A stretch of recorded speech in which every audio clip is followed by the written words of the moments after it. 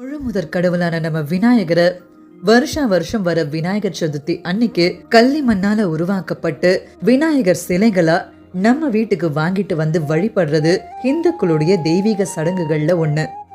அப்படி நல்லா சிறப்பா வழிபட்ட பிள்ளையார ஒரு 3 இல்ல 5 நாட்களுக்கு அப்புறம் கொண்டு போய் ஆத்துல கரைச்சிடுவாங்க. இதுக்கு பின்னாடி மறைஞ்சிருக்கிற ஆன்மீகமும் அறிவியலும் என்னன்னு தெரியுமா? இந்த உலகத்துல தோன்றின எல்லாருக்குமே ஒரு முடிவு இருக்கு. எதுவுமே நிரந்தரம் இல்லைன்றத உணர்த்துறதுதான். பஞ்சபூதமான நிலம், அதாவது மண்ல உருவம் எடுத்து அதை பிரதிஷ்டை செய்யறப்போ உயிர் பெற்று அதுக்கு பிறகு கொண்டாட்டமா விநாயகரை வழி அனுப்புறப்போ நம்மள விட்டு பிரிகிறாரு. நீரோட நீரா கரையிறப்போ அந்த உயிர்ப்பிலிருந்து விடை பெறுறாரு.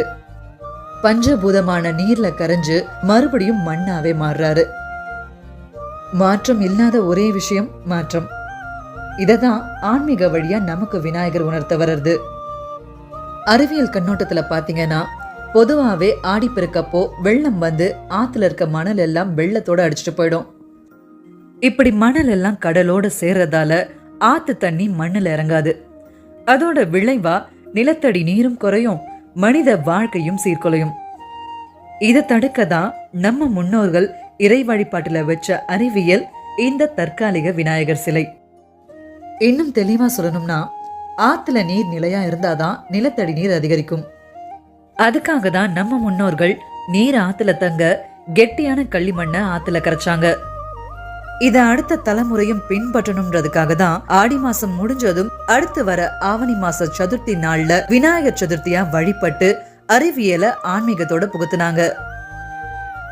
இப்போ உங்களுக்கு ஒரு சந்தேகம் வரலாம், சரி விநாயகர் சதுர்த்தி அன்னைக்கே சிலையை ஆத்துல கரைக்கலாமே, அதையே 3 இல்ல 5 நாளைக்கு அப்புறம் செய்யறாங்கன்னு. அதுக்கும் காரணம் இருக்குங்க.